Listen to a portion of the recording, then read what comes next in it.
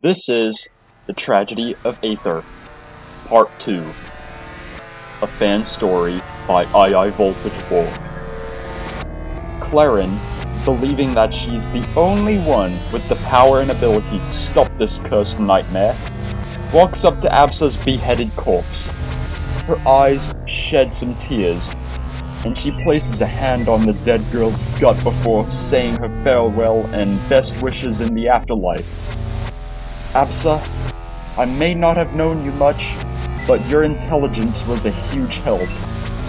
The futuristic kitty grieved, adding seconds later, I hope you're okay with me taking your glasses as a way to remember you. She grabbed the glasses off of the ground and held them softly but firmly to avoid damaging them even further. A few seconds pass, and Clairen watches as the world burns and the ground gets saturated with blood.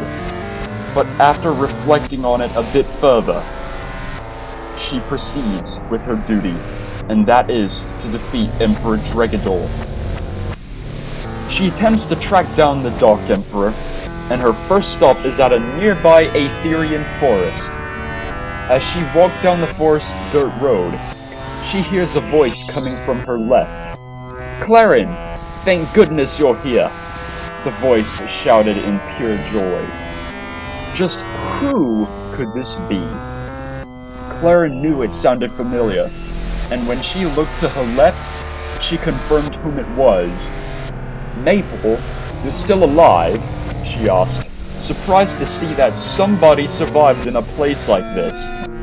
It was then that Maypul, the charismatic raccoon lady, stepped out from the dense overgrowth.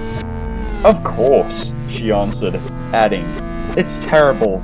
Dregador has been revived, and with the current power we have now, we can't beat him yet. Clairen certainly got the idea, as she was paralyzed with a curse temporarily earlier. Yes, I figured as much. Well, since you have such good charisma, can I be part of your team? The kitty asked, hoping that a potential team will be formed to stop the Dark Emperor and put him back to whence he came. Well, I don't have a team yet, but with your might and power, I'll let you join me, Maypul replied, giving the green light to her friend. It was then the two heroines began to search together, walking the area, striking down demons, but there was still no sign of Dregador.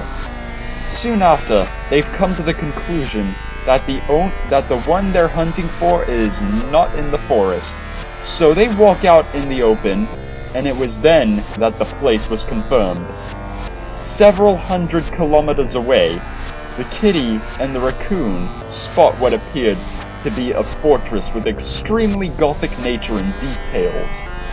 So this is the place, Clairen exclaimed, pointing to the fortress that beckons for their entrance. What secrets may the fortress hold? Will the two saviors survive long enough to see the cursed tragedy end? Only time and prayers will tell.